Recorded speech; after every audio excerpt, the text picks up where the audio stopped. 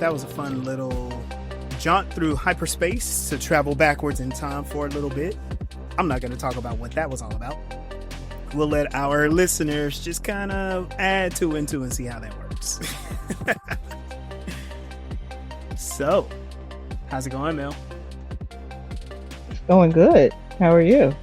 You know, it's been an eventful week for me. We're in October recording this, so just to kind of paint the picture for y'all, y'all probably will get this in November, December.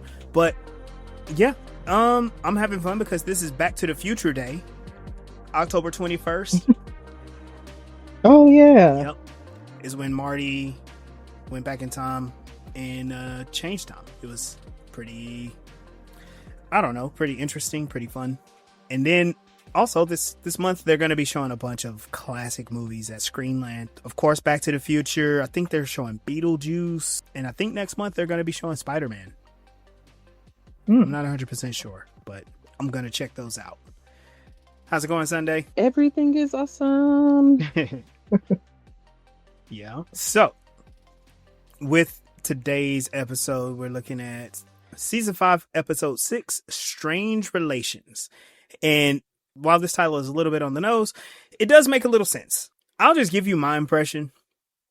This episode is kind of just a TV episode.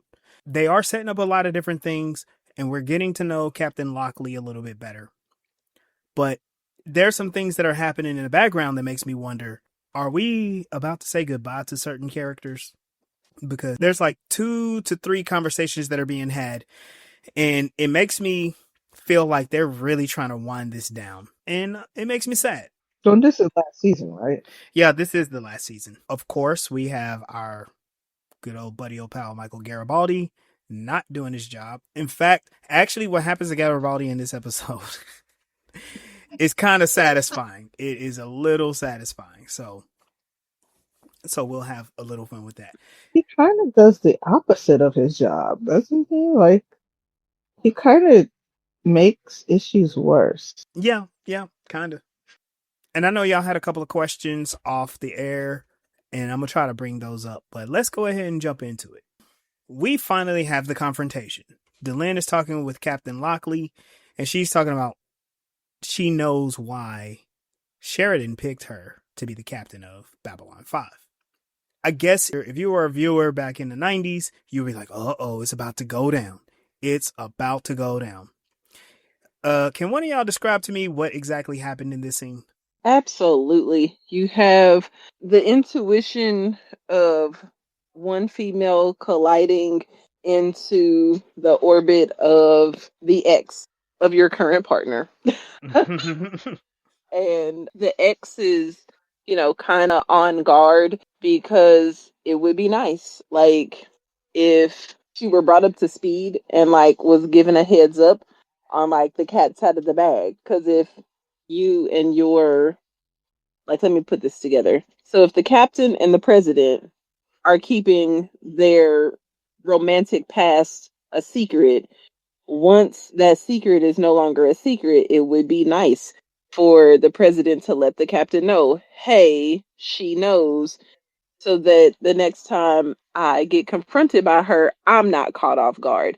So the man in this situation did a terrible job with, one, trying to keep a secret from his wife, like she wasn't going to find out. And then 2, after she did, he didn't do a good job of communicating with his ex.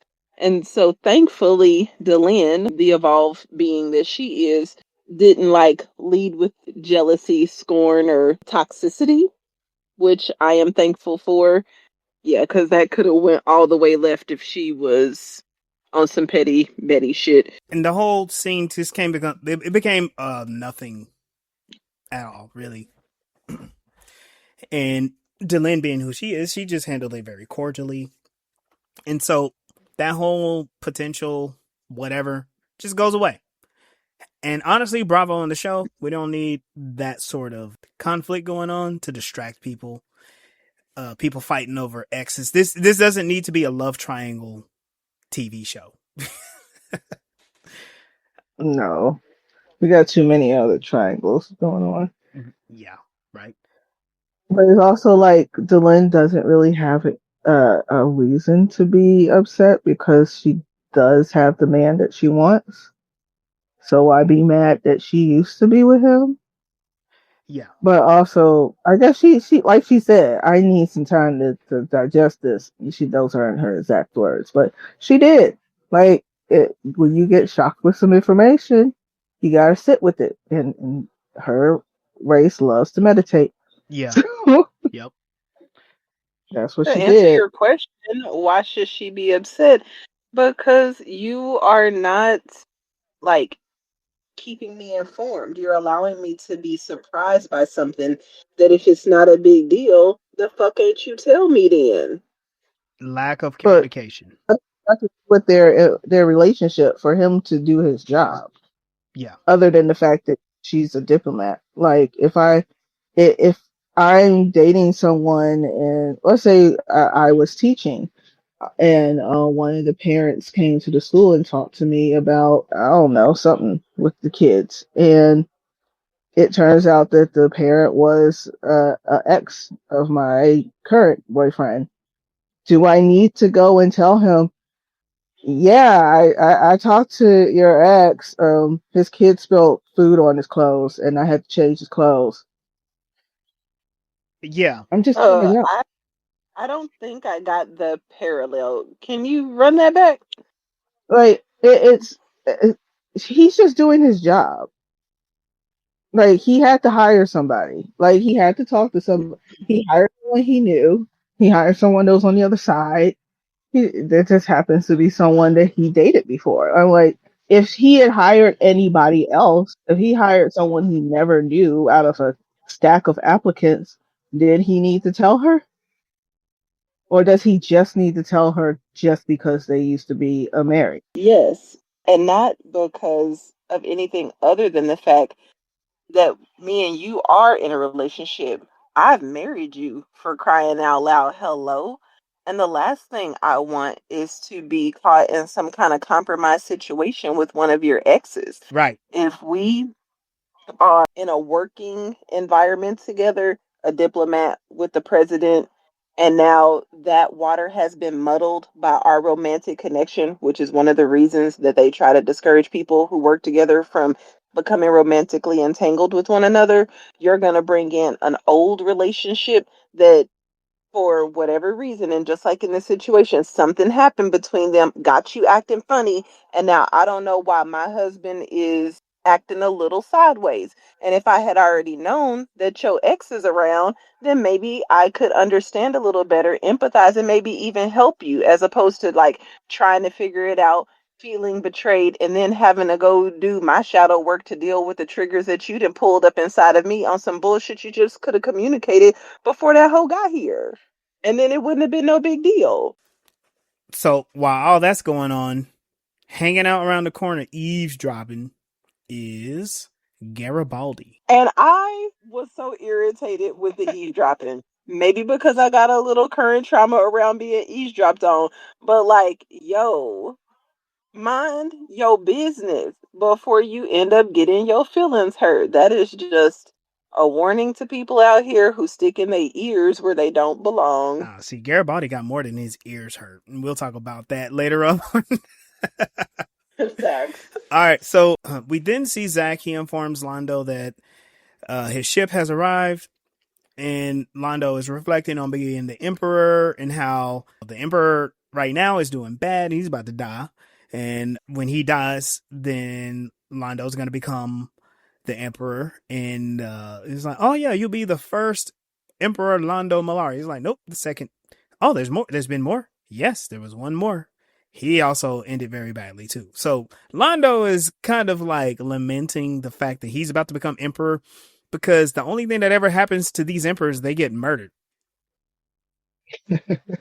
And speaking of murder, as soon as they have that conversation, we see a transport that's docking on the station and it activates on its own. It goes out and Lieutenant Corbin is trying to contact and talk to them.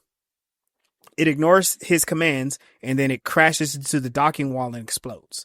So now we're starting off with a couple of mysteries being solved and a new mystery being and ignited. Now, here's the thing about this mystery, about the transport and whatever's going on with that. It ultimately becomes so suppressed on the like level of what's interesting in this episode that it might as well not have happened. But I mean, we'll address it a little bit. So we got Captain Lochley on the deck, and she's examining the explosion and it urges repairs, trying to get them to go quickly. She kind of blackmails one of the dock workers. Is like, hey, look, y'all need to make this happen fast. Otherwise, I'm going to have that non-regulation poster from your bachelor party that's on your wall removed. And he's like, oh, never mind. Well, we got to get it done. It's kind of a dumb joke. And this happens as quickly as I'm saying it, probably even quicker. We see that multiple transports are still coming into Babylon 5, including a Psychor vessel. And then we just like cut away from that. So we know that Psychor is on the way to Babylon 5. Mm-hmm. So all of these things are happening. We're in MedLab. Franklin walks in on Lita pocketing a lot of drugs. and he's all like, can I help you? And she's like, yeah, we need all these things. The telepaths, they're on the station and they need supplies. They're short on food. They're short on clothes and medical supplies. And Franklin, being who he is like, why don't you just tell them to come up here? And her response, I thought, was great. And it's so sad that this is like we're reviewing this right now because it reminds me of a lot of things that are happening in this country right now, and that have happened in this country like throughout its past. The telepaths don't want to go to MedLab because many of them have been experimented on. They don't trust the doctors. So yeah. Hello. So that's out of the question. But she's still like palming and pocketing supplies. And they have a little back and forth, and she talks about how she really believes in their cause because what they want is their own colony. And I wrote in my notes, they have this desire for nationalization. They want to be left alone. They want to be autonomous. But remember, they are rogue telepaths. So that kind of brings back to mind what's going on with Psychor. They're about to come up and just screw everything up. After the exchange, Franklin is like, you guys, y'all can have that stuff. She did mention that it was earmarked for the lurkers down below, which, I mean, they kind of are lurkers down below. So it's no big deal. But she's like, she's doing it kind of sneakily. And Franklin, being the greatest human being in the entire galaxy, says, the next time you need something, just ask me. I got you. And so Lita, she takes it and immediately delivers to Byron. Byron is grateful. And they have this really sweet exchange. And she's like, you need to get rest. And Byron is like, rest? I don't need a rest. She asks him, when was the last time? And he gives this nice parable about kindness. The last time he rested, he said, what was it? He was like in the arms of the one he loved. He told a short Shakespearean story. Yeah. That's what. Yeah, pretty much. In the end, he revealed like he was in the shade of a willow tree. And she was like, that is the most beautiful way that I've ever heard someone not answer a question. But he was trying to give a parable about how the willow tree is strong yet kind. And he's his rest is in the kindness of people. Basically, folks, he's hitting on her. And he finds rest and energy and relaxation in her kindness. And she does not get it, but she kind of gets it. You know what I mean? Mm-hmm. It's like she took it literally. She didn't understand the social cue. Oh, no. And then he always talks like that. So him putting on the charm a little more didn't seem out of the ordinary. It just sounds like to her that he's just going off subject. Yeah. Yeah, he turned that charm on real thick, too. Then he says something that I thought was really cool. He goes, we sleep too much. It's the dreaming that we don't do enough of. And I'm like, preach. We can talk about that a little bit later.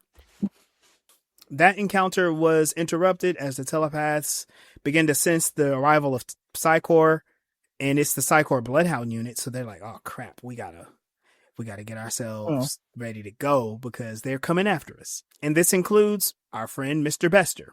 Now, we have a couple of interesting things happening on the station. One, someone's blowing a transport. Two, we got the Psychor. Garibaldi's hanging out in the security office and he's waiting for Zach. One of the other officers, he comes in and he's like, "Oh, where's the chief?" He's like, "Oh, well, he's out. He'll be out. He'll be back." What's going on? And he's like, "Well, I don't think I'm supposed to tell you." For a second, I thought this was a little funny. Like, why wouldn't you tell Garibaldi? But then I remember, like, oh, that's right. He goes, "Yeah, Psychor's here, and it's Bester." And Garibaldi just loses it completely. He goes, "What?" And he rushes out of there. He goes to confront Bester, but you know where he goes? He goes directly into Captain Lochley's office. And there she is having tea with Bester. Bester's telling a stupid joke. And one of the worst fight scenes in all Babylon 5 breaks out. Like, the ridiculous pushing and shoving that happened between them. Like, I don't know who their fight choreographer was, but they did an awful job. I would have loved to see him, like, really shove her aside and then her to pull him by the collar. And as soon as he spun around, bow in the mouth. He still got punched, but I mean, they just could have done it better. Well, I won't fault the fight choreography because Garibaldi hasn't won a fight on this show yet. She pushes him back. She's like, "You got to sit down. You got to chill out." And then she just smacks. She punches him full fisted right in the mouth. He backs off and he tells her, "You don't know about him." And she's like, "Look, he hasn't broken any rules. Get the fuck out of my office." And it was so great when she ordered him to be thrown in the barracks that the officers hesitated. And she said, "Y'all got 5 seconds before y'all get court-martialed." Yep. Yep. And we've kind of seen this behavior from Captain Lochley before, but this gets better defined in this episode. She is a by the books, by the regulations soldier. And she knows her stuff. And her whole thing is like, "We haven't broken any rules here. Garibaldi, you're the one that's in the wrong. You're going to the brig. End of story. My word stands." Which makes a great choice for that job, because especially considering where they're coming from, they need to know that they don't need to have too much room to suspect any funny business is going on. So if she's only doing things by the rules and documenting it and letting it be known, then they're kind of straight on that front. I'm kind of torn at this because her trying to be by the rules and by the books put her on the side of the Earth. They put her on the side of Earth and Captain and President Clark went during the Earth Civil War. But it makes you wonder, like, how closely did she follow those orders and regulations, etc. It kind of doesn't matter now. She did. Yeah, she said that her ship didn't deploy outside of Earth. Right, exactly. So any illegal stuff that was going on, when she found out what was going on, she didn't like it, but she didn't know that was what was happening. Yeah, because they're being fed propaganda. Right, but still, she maintained her consistency in following orders. We'll talk. We'll circle back around to that. But I think that's why Sheridan picked her, because he knows that she is going to follow the letter of the law, and he needs to ensure that Babylon is being run by somebody like that to quell the disturbance coming from Earth and being upset with how things are going in Babylon. Yeah, they have that conversation in a couple of scenes. Let me look. Yeah, they have that conversation. They have that exact conversation. It's actually her and Garibaldi having that conversation. But you're absolutely right. Everything mixes so well together. Well, blends into everything. Yeah, so well in this episode. Agreed. So our brain. So we get a quick conversation in mid lab with Delenn and Jakar. They're talking to Stephen Franklin. And I thought this was a little weird because I kind of like, I guess because they're still building the alliance, they need to recruit him to be the lead of these medical research initiatives to seek out these interspecies diseases and keep an eye on them. Franklin is super excited. He's like, hell yeah, I'll do that. And it means he's going to spend less time on Babylon 5 and Med Lab and more time traveling around. So this was one of those situations where I was like, are they going to get rid of Franklin? He does a little bit more in this episode. But it also reminds me of when he told his backstory of how he decided to become a doctor. Yeah. Not just because of the enemy doctor saving his father's life, but he's lived on some type of freighter or something, just traveling around, learning about different anatomy and stuff. He was kind of hitchhiking through the galaxy, which is wild when you think about it. He's a hippie. He's a whole hippie. He really took a semester abroad. Yeah. And so he's super excited about that. He's going to let his staff handle all of his responsibilities. We quickly switch back to Sheridan. He's talking to Lochley, and he confronts her about Garibaldi's detention. And she defends her actions. She's talking about, hey, look, I got a responsibility to uphold the station protocols. We got to respect the planetary sovereignty. And since Bester is here, I got to respect the regulations. And it's kind of funny because Sheridan is like, he starts off like real hot. Like, why do you have Garibaldi in the in the brig? And then she's all like, hey, we followed the letter here. And then he's all like, yeah, you're right. You're right. And she's like, we got to make sure that we follow regulations, even with Psychor. And this is where we get that fun fascists are us. Because, again, if nobody got the symbolism, Psychor are space fascists. They're space Nazis. Mm-hmm. I think they're some of the better defined space Nazis in sci-fi. I guess if you want to classify space fascists, the Empire from Star Wars, they are definitely space fascists. But my problem is people be thinking that's cool. And we got to like oppose fascism even in fiction. So, you know. Are they fascists though? Like in politics? I thought they just use that aesthetic in order to make them look like bad guys. They are fascists. This is a way for you to know. I'm not going to go through the whole thing, but like there are 14 points of fascism that actually are demonstrated through the Star Wars series. Looking at episode 1 through 6 and the Endor series, the way that the Empire consolidates power from first they cause a crisis between their merchant class or these private companies, you know, the blockade of Naboo. And the whole thing was to cause a lot of chaos. And all these people, all of those planets, they were trying to figure out like, okay, how can we angle to get power and get money? And then in comes Palpatine to be like, I got the answer. We're going to form an empire and we're going to fight a war. We're going to fight these droids. And they created multiple lower class citizens out of that. And, you know, the droids are treated like trash too, but then they had to get rid of the Jedi. They dissolved the council.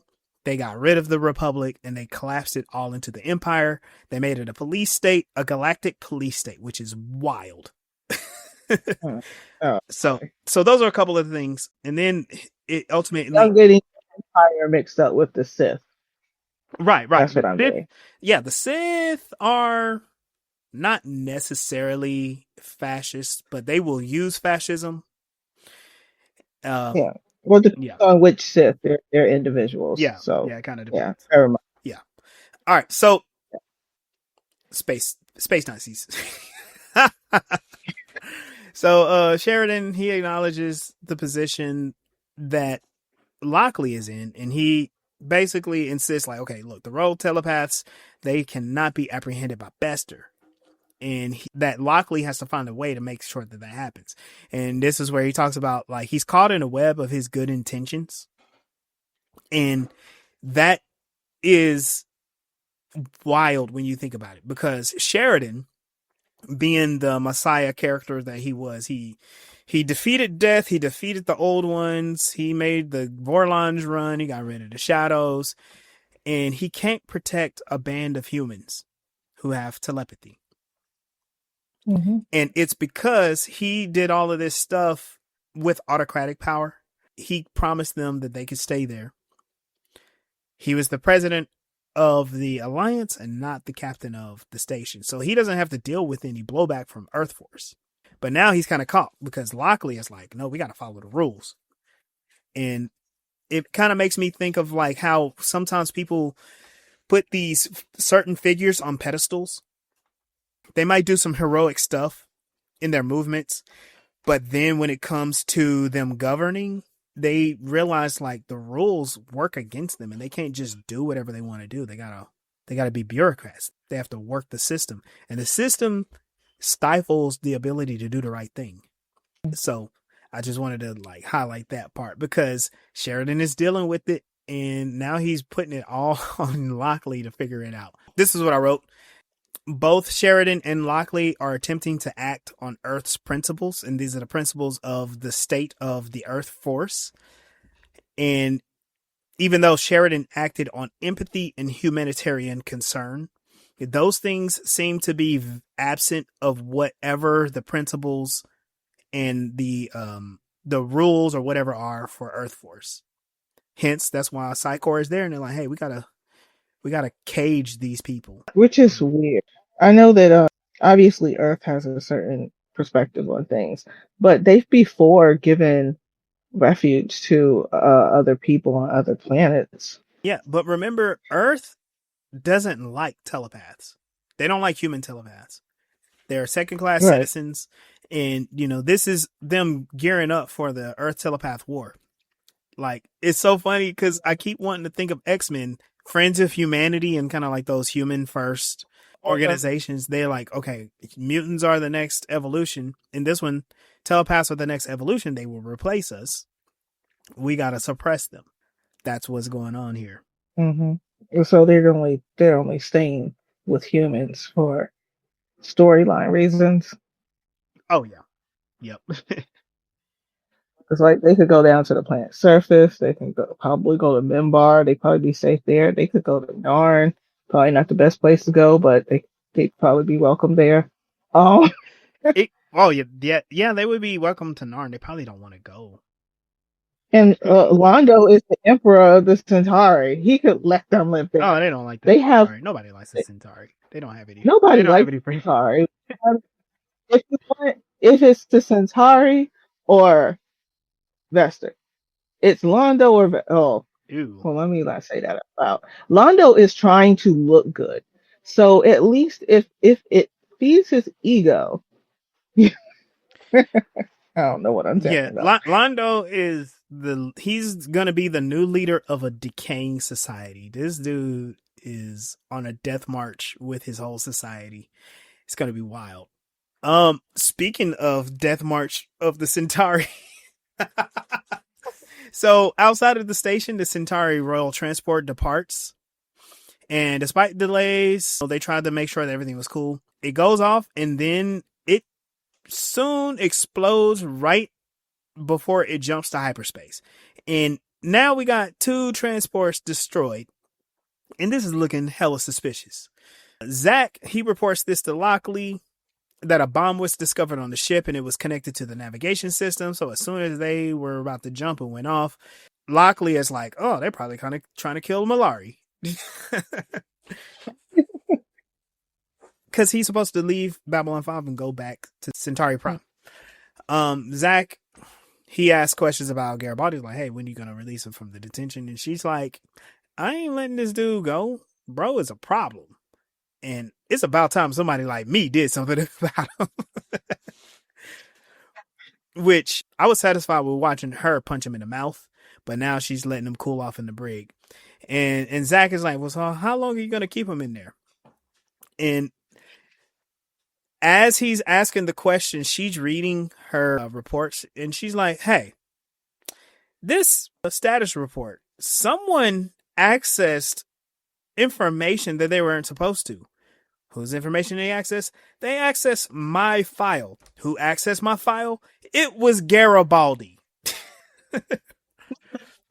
So she is pissed. So she's going down to the brig and she's about to confront him with this. In the meantime, Bester and his team arrive to try to snag up the telepaths.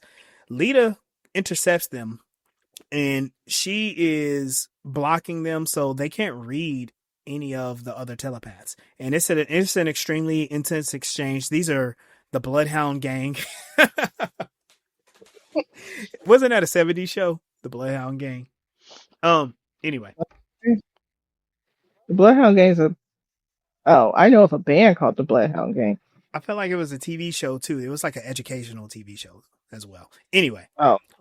I don't know. I wasn't born in the 70s, y'all. But she's blocking them and it's causing her a lot of stress. And Bester, he's kind of intrigued, but he's also frustrated. So basically they back off and he's trying to spar with her as far as like, how strong are your abilities. And she's all like, I don't know. I might mess up and I might kill one of y'all. Who knows how this works? So then they're just like, okay, we're just gonna chill out.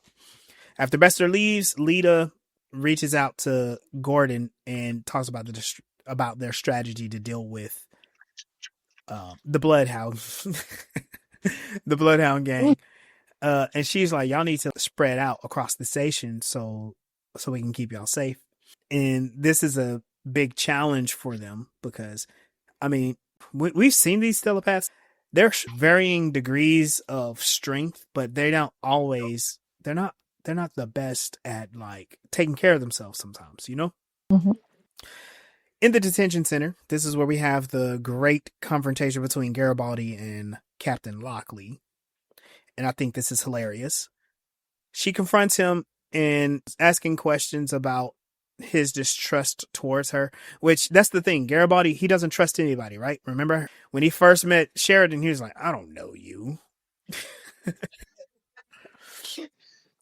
And he's been treating Lochley like the enemy since she showed up.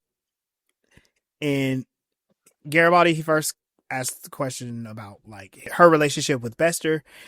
And this is kind of interesting because her and Bester helped each other in the past. He helped her stop a rogue telepath at an Earthforce base. It was a wild situation. Bester's been nothing but good to her. He was pressing her on like, okay, well, Bester got in my mind. He ruined my life, all this and that. And he's like, oh, and she's like, okay, I've heard your side. I heard his side.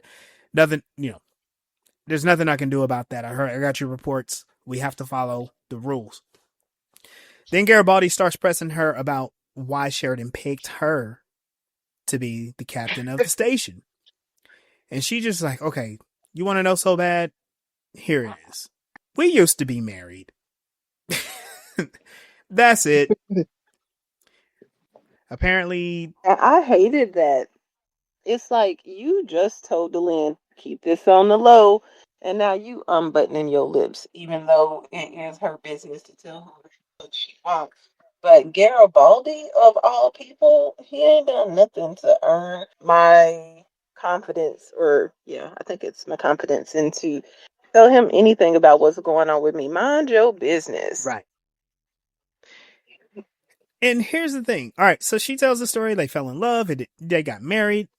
It didn't work. They ended things amicably. She was laughing and looking at Garibaldi. He says, in a million years, I would have never thought of that. And she's like, you're so dumb. You couldn't imagine another reason he would pick me. I mean, other than her credentials, like, right.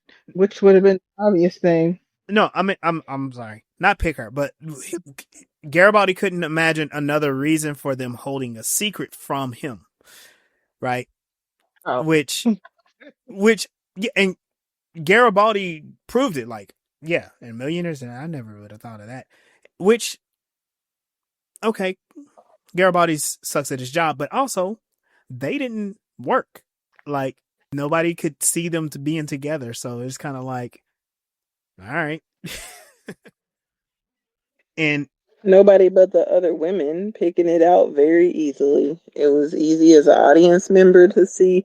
It was easy for the lens to see. And hell, if what's her face was still around, Ivanova. Ivanova, she would have known too. Hmm.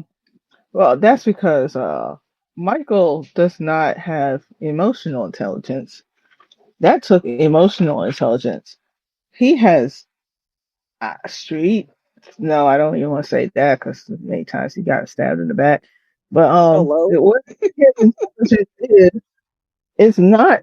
There's absolutely no emotional intelligence, and to pick up on those clues would have taken emotional intelligence. Yeah. He has none of. He Yeah. All he has is the ambition to be nosy. being all up in people's business.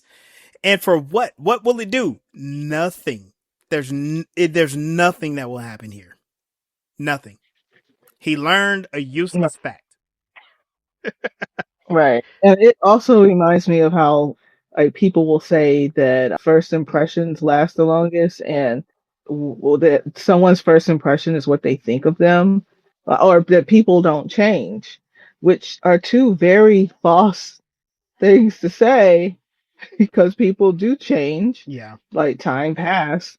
Like, no one ever stays the same. You could be toxic. Your toxicity is going to change over time. It's not all of a sudden positive now, but you can heal. People do heal, or people do get traumatized. And then if they were positive people, they can turn into toxic people. So you just like wanting to know the facts and think that facts are all there is about a person is, first of all, projection on him because he's the one that never changes. And Right. Yes, get him. so he just assumes like I just need to have this readout on this person and that's all I need to know. Like he's doing a investigation on a suspect or something. At that point, you would need to just use that information that you have. But for this, it's kind of like that was Sheridan's job. This has nothing to do with you. Like you Exactly. haven't seen where he's a threat to anything. Then no threats have been made. You just like I don't like her because I don't know her. You don't know all the other people on the station Right. either. Just like she said. Right. And she's not his captain. Right. Anyway. So at the end of that conversation, Lockley gets a message that the security forces are going with Bester's team to round up telepaths, and she's frustrated, like, okay, now this is about to get bad, whatever. And yeah, this is how bad it is. These security people are tackling the telepaths in down below. And we have only ever seen security treating people poorly. And here we are again. And this is kind of hard to watch because now in 2025, we're watching ICE and police like kidnap American citizens. Them depicting it in the 90s kind of is exactly how it would happen. So, Yeah. yeah. Well, I mean, it's been happening all through time. Yeah, So, that's true. well, not all through time. Only the humans do these things Yep. that I know of. I mean, yeah. Well, as far as, yeah. Maybe the Centauri did this to the Narn at some point 100 years ago. Who knows? But yeah. Yeah. So Lita, she watches helplessly as the telepaths are getting apprehended, and she exchanges kind of a disappointed glance with Zach. Because remember, Lita is still she's still with Psychor. She still has her commission. Gordon contacts her telepathically, and he asks for her to meet her, and she goes meet him, and he's there to say goodbye. He's explaining that he cannot support violent resistance and feels a sense of justice in their capture. He's going to martyr himself, basically. He's going to become one of those like political prisoners type of people. Spartacus? I thought that the comparison was given to him and Magneto. Not laying down like that, you ain't. Yeah. Mm-mm. He's not. And yeah, so I retract the I retract the similarities in Magneto. It reminded me of it reminded me of Kwame Ture. Kwame Ture, a notable voice in the Black Power movement. He has this really cool quote: "In order for nonviolence to work, your opponent must have a conscience." And here's the thing: in every single one of these cases, in real life and on TV, um, they send the police. The police have no conscience. They are just following orders. They, in fact, of the police, they send kind of the dumbest people to do it. You know, Lita offers him refuge, but he refuses, saying that his duty lies with his people. He's now starting to become kind of like a Gandhi type of person, and I'm liking him less. Like, anyway. And I mean, unless we're talking about the Magneto from after Xavier passed away, and he was trying to like turn over a new leaf and lead the X-Men, but his patience was only allowing him to be nonviolent for about 2.2 seconds. And I don't see this guy changing or, flipping a switch to stand up and fight anytime soon. uh, Yeah. we'll see. I could be I wrong, won't. but that's I'm not what gonna talk. I'm getting right now. Yeah, I'm not gonna talk too much about it. We'll just let this episode happen and see what happens. Lieutenant Corwin informs Lockley that the docking bay is fully operational again. She learns that only about 6 telepaths are remaining at large. In other words, the Bloodhound gang have apprehended all of the rogue telepaths. And she's having this discussion with security in, I guess, I don't even know, wherever they're having their briefs. At the end of that, she's asking, like, has Brester roughed up anybody? Have they broken any rules? I'm like, no, that's just found. She's like, dag nabbit, can't do anything. And then Franklin, he stands up and he's like, hey, I meant to talk to you. She goes, Delin and Jakar, they offer me to reduce my duties in med lab so I can do this stuff with the alien blood, alien biology. And I was just letting you know. And then she was like, wait a minute, what? Yeah, alien, potential for cross-species pathogens. And she goes, so what happens if that happens? Oh yeah, we got to do a full quarantine. And she goes, can you put that in writing? Yes. And she's like, and she goes, great. I want it on my desk in half an hour. I'll talk to you later. She wants a very complex write-up about potential cross-species pathogens written by a medical professional, done in half an hour. In 30 minutes. Hell yeah. Frank? Well, didn't he say what the regulation was? Yeah, he said what And the so regulation was, but he has to like write a report. Have you ever written a report like that before? that sounds like an IEP. Yeah, it's. I mean, he's probably good at doing stuff like that. He probably enjoys stuff like that. But like 30 minutes, man, y'all. She's asking for miracles, and she got it though. In the future, they have AI that can do that stuff. I mean, we can map the human genome in no time. And Yep. years. You have it done in 20 seconds. It's like, computer, give me a readout on their potential contaminations based on the places that they could have been that we don't know of. And it gets a printout, and then he just sends it to her desk. I don't know why they need a printout to put on a desk again. Why are you using paper? It's kind of funny because didn't they do a joke about this? It was, I can't remember the name of the podcast, but they're a podcast that does Star Trek, The Next Generation, and they did it. They do a wonderful job. And they were joking about how when Dr. Crusher becomes the captain of the ship, all she does is tell the ship what to do. She doesn't actually do anything. She just makes the computer do everything. And that kind of sounds like that. They're like, computer, can you write up a report? Which, I mean, the computer technically is AI. It became sentient one time too. On Star Trek. On Star Trek, but I feel like didn't they talk about the AI in Babylon 5 and how they didn't want to keep it hooked up because it was like nobody liked it, like it was had a bad attitude. Oh, I think so. Yeah, because they give it an attitude. But yeah, the it was in the original series that they tried some new AI to run the computer systems in the ship, and they went up against another ship, Mm. and it went right. No, they did it twice. They did it in Next Generation and in the original series. I remember because the doctor that created the program was a Oh black yeah, guy, yeah, yeah. I black remember that. Yep. actor. And yeah, Yeah, that's what I was about to say. I feel like the sentence of AI on Star Trek happened more than once, but Yeah, it happens a I'm lot. not very good at so I mean, keeping they all have a of the character. They series. keep they keep creating rogue AI. AI is going to destroy the Federation. Um, But Data is AI, Data is so an android and is AI. Um, I feel like that's what Star Trek Picard was kind of all about.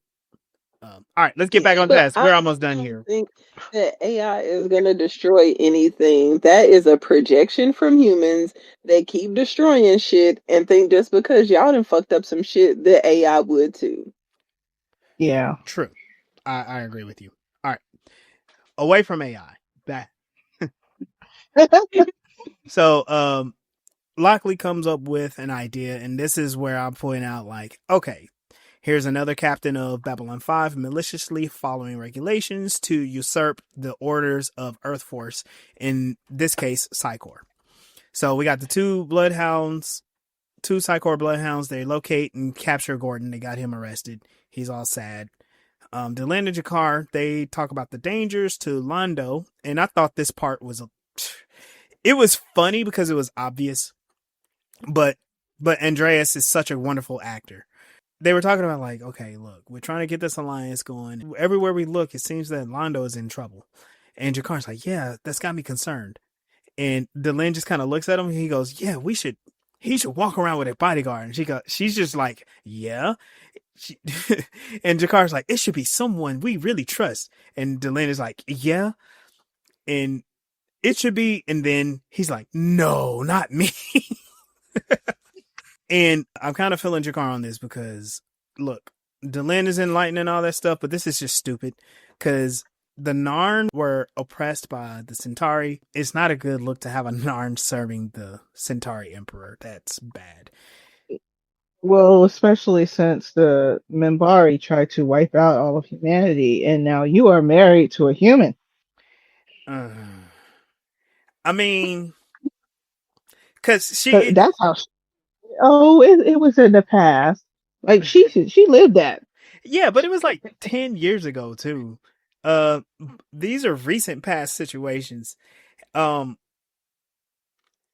I don't know, man. I mean, considering the fact that, well, one, my child is going to be 11 soon, so 10 years kind of not so much flew by, but it could have. Yeah. Especially when I think about how soft his little cheeks used to be when he was little. Oh, Um, yeah. at first I hugged him and put his face near mine. I'm like, oh god, your face is so soft. Like you're brand new. Yeah, Oh life hasn't done its thing yet. yeah, you've been exposed to air for an hour, wait, less than an hour. Wait. Got your first bath, feeling literally baby soft. What was my other point? Oh, so like take like the American Civil War. We're still that was generations ago, a few generations ago, and we're still living the issues from that we didn't resolve. Because they never properly resolved it. Side Did they mission. properly? um. So while that's going on, Jakar reluctantly agrees that he's going to be the bodyguard for Lando, and it's going to be a powerful symbol of the Narn protected the Centauri voluntarily this time. I It think looks the bad. thing that got him there was that he would get to be a part of the royal court on Centauri Prime, yeah. And that got him excited because that is, kind of dope that he'll be there and being in service. It is kind of sucky, but he already knows how he gets to take advantage of his position by basically bossing Malari around. Yeah.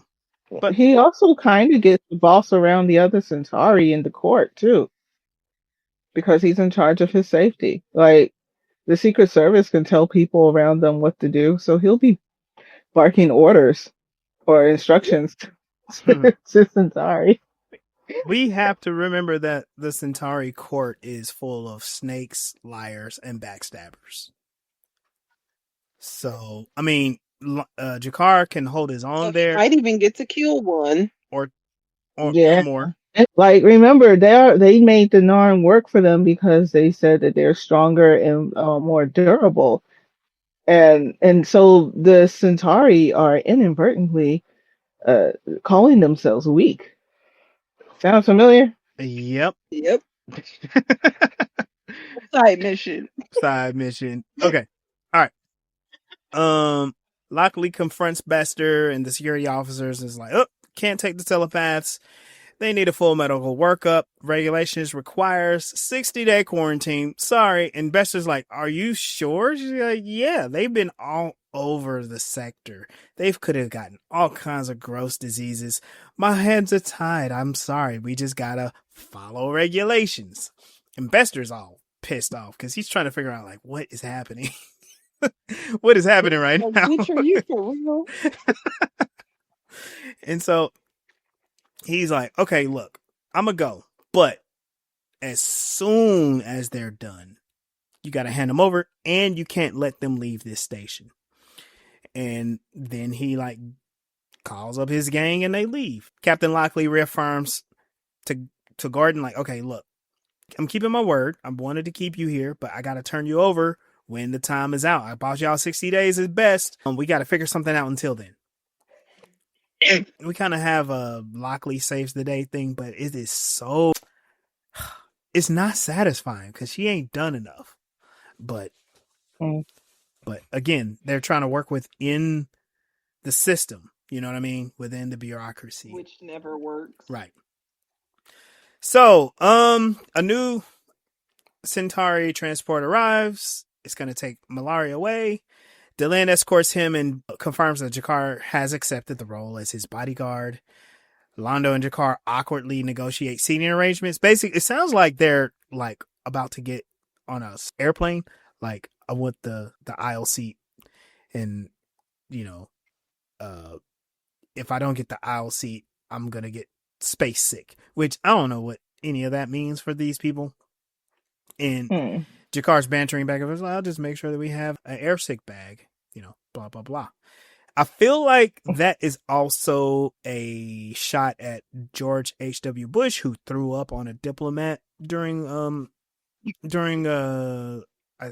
I don't know if it was a meeting or a UN or something like that. He was sick. Yeah. I remember it was a big deal in the news back in the day. Way back when. Also, fuck that guy. Lieutenant Corwin, he compliments Captain Lockley on her handling the telepath situation. She acknowledges that it's temporary, but it's an effective delay. And she kind of reflects on the long-term challenges that are ahead because, you know, this being the 6th episode of season 5, she's been in like 3.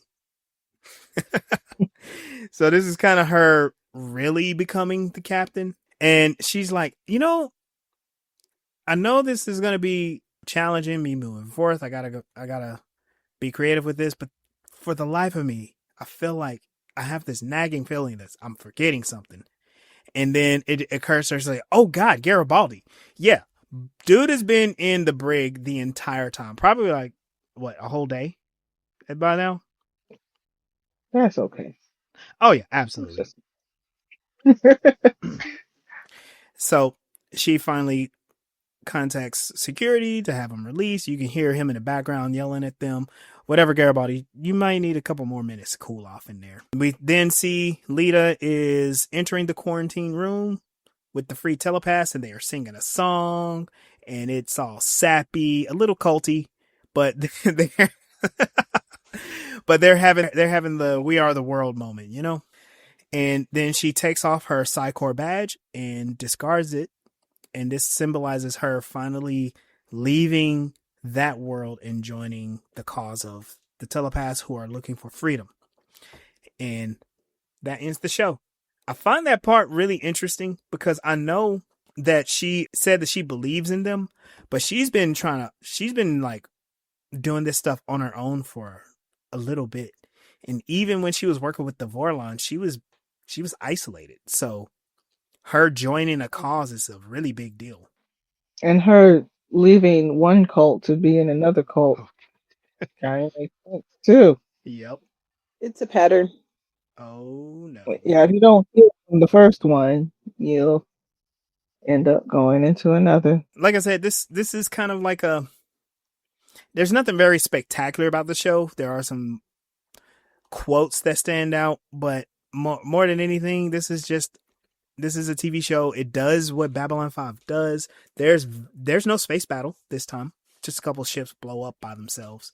And even with Bester being in there, his performance was still kind of subdued. And a lot of the stuff that makes Babylon 5 what it is actually a little disappointing in this episode. I'm not saying it's terrible. It's just lukewarm, you know? So no mystery. Well, not mystery. No love triangle here. But y'all have any last thoughts on this episode? I don't know what to think of this.